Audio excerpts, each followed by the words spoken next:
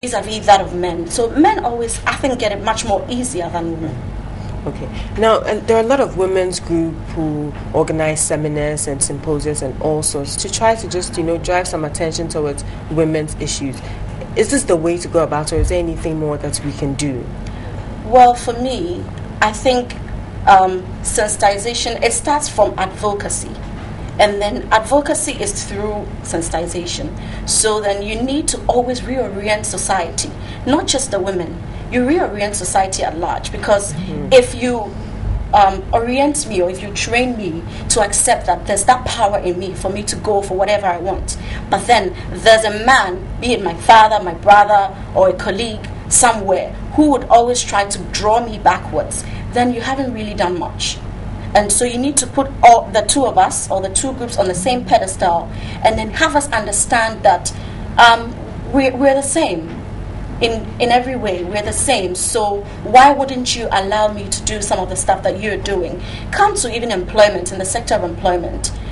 Sometimes when it comes to the distribution of roles, women are always thought to be the weaker, in quotes, the weaker sex. And so, well, the man should do the night duties, the lady should do the easier ones. But do you think there are certain jobs that are just meant for men alone? Would you say we've gone past that stage?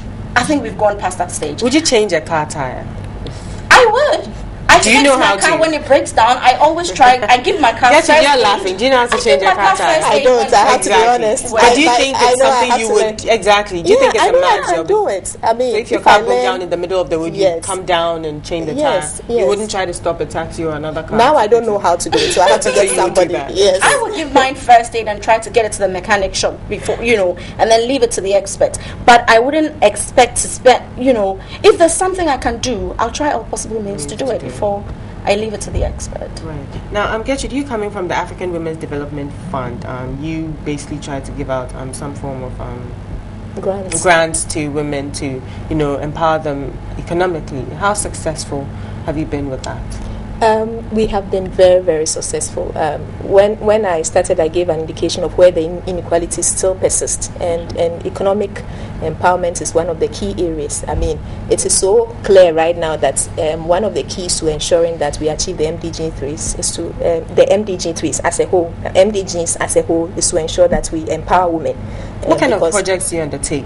How do you propel women to achieve this kind of economic empowerment? As a grant-making organization, we are open to applications from women's organizations to apply. Not from individuals? No, we don't support individuals. Why not? It is difficult to support individuals in terms of monitoring and all that. Besides, we are looking at the bigger picture. I mean, the resources that you will spend focusing on individuals, the returns are not the same as focusing on an organization. So in terms of monitoring and all that, we focus on organizations. And one of our key indicators is also that even these organizations must be in existence for a number of years, at least 3 years, before we support them. So we give them financial resources in addition to skills training. The women are into different kinds of things. Some are into agric. In terms of farming, some are into production. We have share better processing groups in the north, for instance, in Ghana now that we support. We have others who are into bakery and all that. Others are into beads making. And then some of the groups also train others. They train other women to engage in projects. So we've been very successful because a lot of times the finance is critical for women to even begin to do anything, and because a lot of these women are poor, they don't have any assets, to get loans from the banks, for instance, then they are stuck. So for people who really are not well resourced, if you give them those kinds of financial resources, then you are giving them the first step towards empowering themselves. And as I said, we back that with technical training, and we've been very, very successful. I mean, if you hear the stories of the women where they had no hope, and now they have so much hope, they look forward to doing more to support their families, and it always starts with their families. I mean, if a woman has resources, the first thing she thinks about is her family. It goes to the community level, and then it goes to the national level as well. And once they are economically empowered, they also have a voice now. They have more confidence. They are able to get into spaces that previously they wouldn't even have the courage to.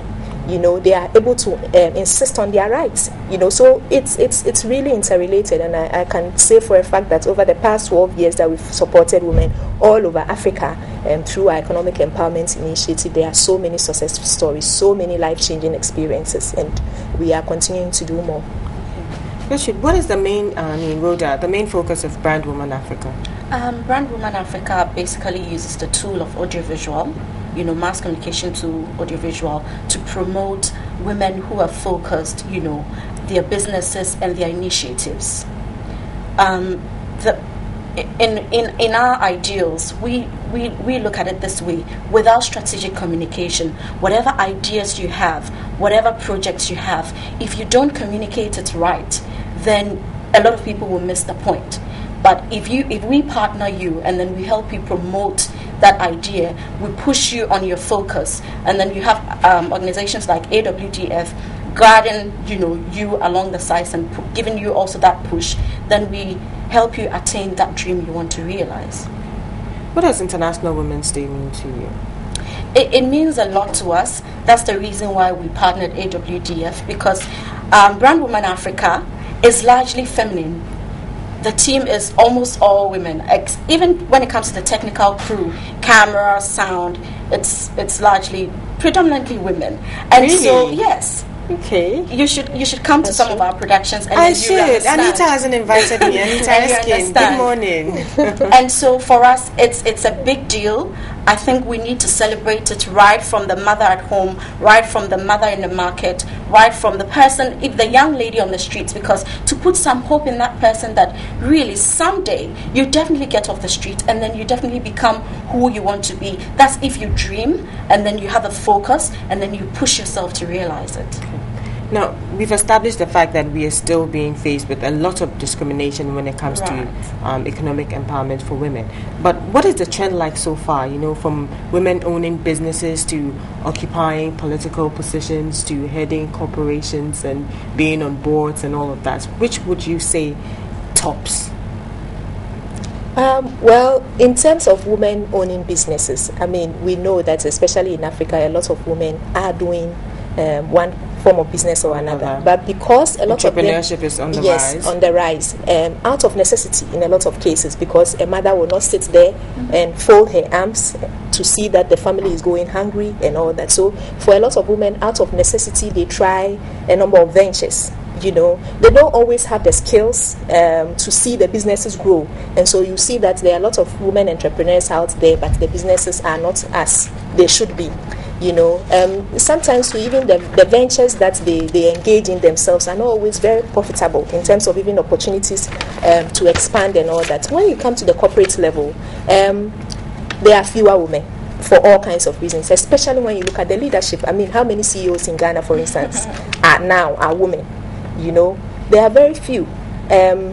There may be other reasons why that is the case, but it also tells us that we need to do more, whether it's about mentorship or whether it's about giving opportunities to women. So we see them also rising to the top. As for the boardrooms, the least said about it, the better, because it's the same trend in the corporate level that's going into the boardrooms. We have fewer representation of women. I mean, if the fact is that we are almost 50-50, then why don't we have equal representation of women in the boardrooms? Okay, but do you believe that women generate value to the corporations? Definitely. There's a current research out there where the Fortune 500 companies in the US were reviewed based on those who had representation of women and those who didn't, and those who had women on their boards were doing relatively better. It's a fact. And so sometimes when we talk about representation, it's not just about putting the women there because they are women. It's because they bring something. They add value. There is an added value to having women, experienced women on your board. You know, so well. Okay, thank you very much, ladies, for joining us this morning. Before you go, you'd like to talk about your program, please. Yes, we are having a program tonight at Alliance Française, basically focusing on some of these iconic women. Every year, AWDF seeks to push some people, and then we use such events to put them on the platform. So you're looking at 6 p.m. till about 10:30, 11. We start with an exhibition, an art exhibition, art and photography exhibition, and then at 7 we have a meet a writers session. You meet writers, and then what kind of writers? African writers? Yes, African writers. And they are women. Yes, they are women. We have Boachiwa Glover from Ghana, and we have Yawunde from Nigeria, and then there's a third one. A Kenyan, yes, right. right. A Kenyan, yes. Okay. Alma, I think. And then from 8 till we finish, it's fun. Cocktails. We have the soul concert, yes. Soul concert? Yes. Okay, Yes, who's performing? Afro-pop, yes. We have Diana from Nigeria, and we have Kay from, she's Caribbean, half African, also performing. So tonight at the Alliance Française from 6 p.m. till about 10:30 p.m. Yes, let me just say that we are celebrating women, and we are also raising awareness about the issues that still need to be addressed. So we invite you all to be there, come and enjoy yourself, and go out there to be an agent of change. Where you see an inequality, you have a voice, and if you have the will, you can also bring change. Let's empower the women.